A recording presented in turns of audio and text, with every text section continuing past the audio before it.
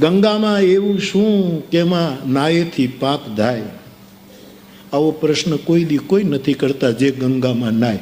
અત્યારે જે રિપોર્ટ આપ્યો ને આપવાની અત્યારે જરૂર નથી. આજ હવા મહિને આ રિપોર્ટ તમારે આપવાની કાંઈ જરૂર નથી કે ગંગાનું પાણી નાવા યોગ્ય નથી. એમાં કેટલાય બુદ્ધ પુરુષોએ ડૂબકી મારી છે, એને તમને શું ખબર પડે કે નાવા જરૂર? તમારા તો યંત્રો જવાબ આપે છે. કોઈના મંત્રો એમાં પ્રવેશ્યા હશે, એનું શું હશે? લાખો કરોડો લોકોના શ્રદ્ધાનો આ વિષય છે.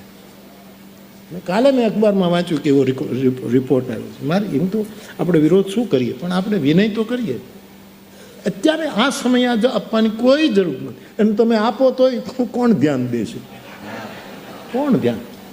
મને શ્રદ્ધાથી કહેવા દો, કેટલા બુદ્ધ પુરુષોએ એમાં ડૂબકી મારી છે.